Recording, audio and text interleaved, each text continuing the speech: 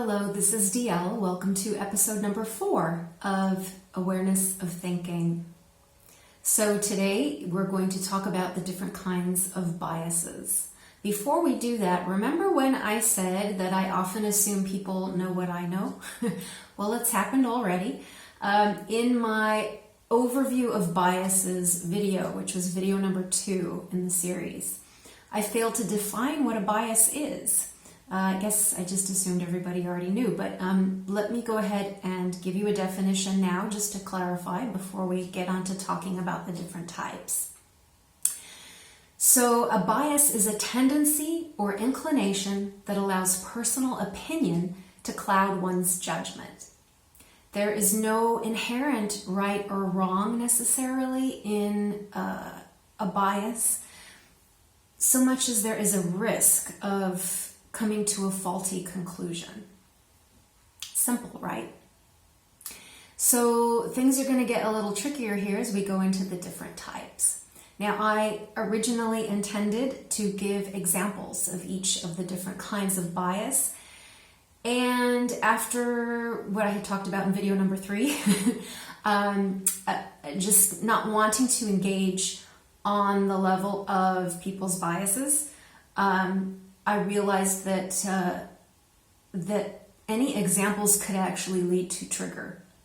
And I really don't want the point to be missed. So rather than give you examples, I'm going to talk in real general terms, and I'm going to leave the example finding to you after you watch the video. So I'm simply pointing out here the types of biases that exist. Remember that I'm not here to pass judgment on right or wrong, though that might come out in what I say because I have my own biases. I'll be speaking in generalities to the extent that I can. Okay, so our first bias is the attentional bias.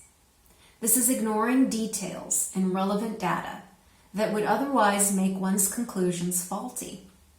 One way this can be done is with taking things out of context, which is why reading just the headlines and then assuming that you know the whole story is dangerous.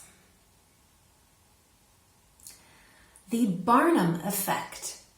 This is the inability to perceive the vague, general, or universal by mistaking it for the personal. I think I can get away with an example here. The magazine horoscope, often which is not even written by an astrologer, that says something like, you'll face a big challenge this week. Well, we all face challenges every day. So it's a very general thing that applies to numerous people. Now, the thing with the Barnum Effect is that it's often turned around to debase things that aren't understood, such as astrology or divination, and that in itself is a bias. Blind spot. This is the lack of awareness that surrounds one's own biases and thus the inability to take them into account when making sense of things. We don't know what we don't know.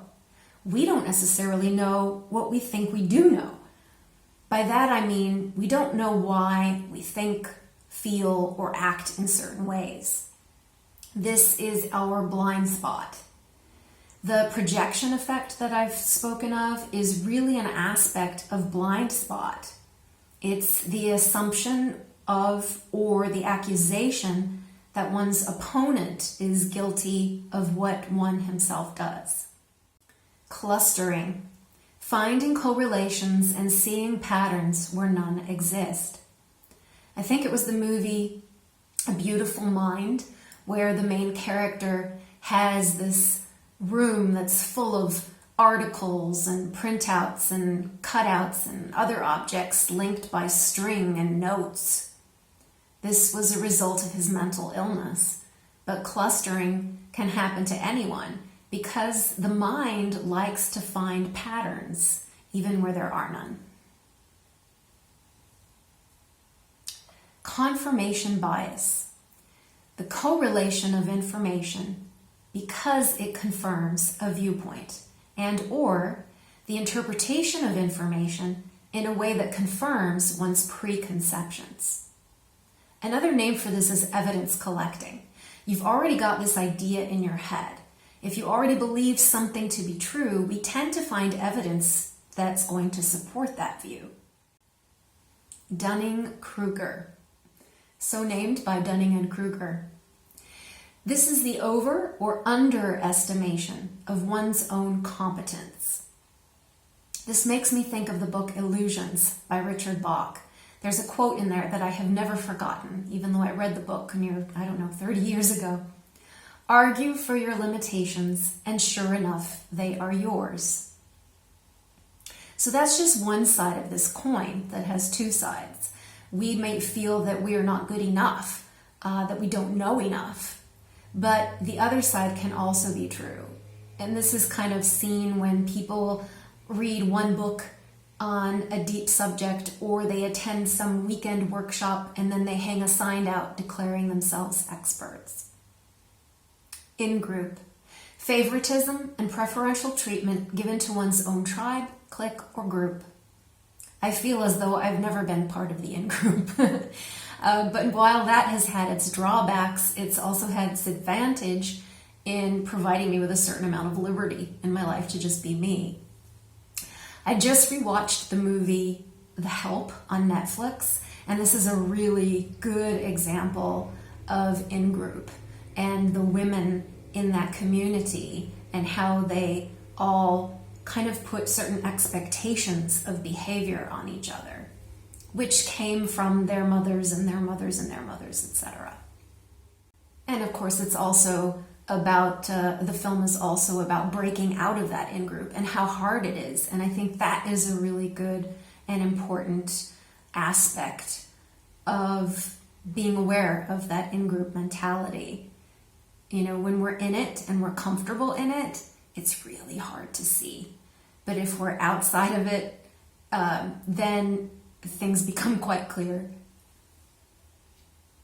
The halo effect. The inability to correctly perceive relevant information about someone or something when a positive impression or opinion has already been made. Now, an example of this, without going into details, might be a loyal follower of some well-known teacher who is accused of sexual misconduct or manipulation of those within his circle. Now, those loyal to him or her might decide that it's the ones who are saying such things that they're lying. That's the halo effect, not being able to look at the facts. And it could just as easily apply to a politician or a celebrity or even a neighbor.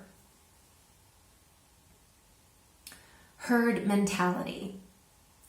This is the tendency to avoid insecurity and conflict by following the crowd. So this kind of goes along with in-group.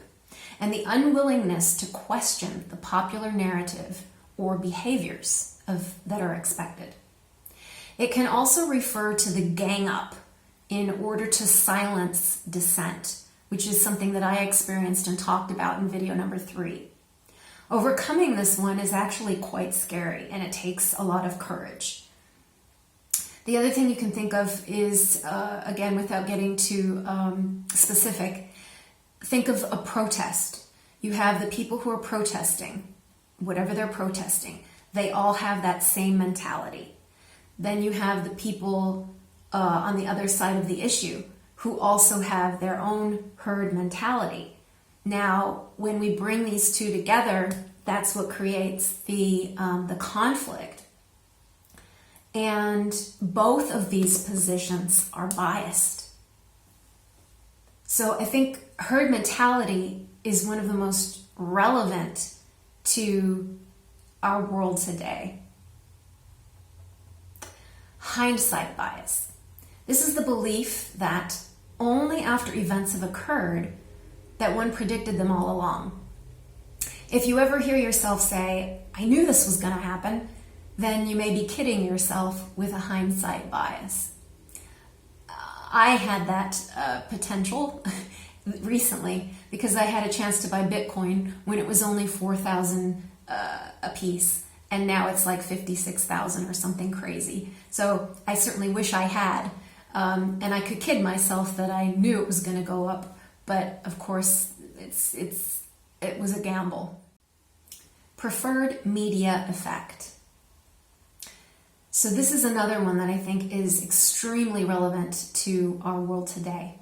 It's the tendency to lean toward or avoid certain news and media sources that either confirm one's existing bias or go against one's existing bias without recognition of the bias or without recognizing the possible agenda of the sources.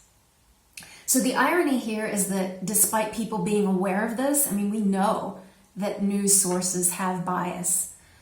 A very rare few will take the steps necessary to change or open up their sources of information. You may very well have to give equal watching time to sources you can't stand along with your usual. Better yet, turn to the sources that lean neither this way or that way.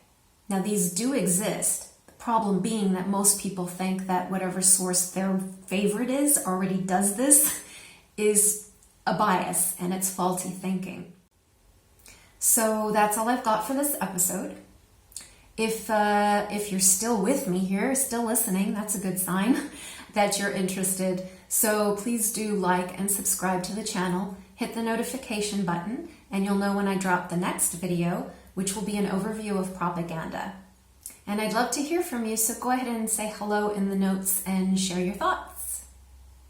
Thanks for watching.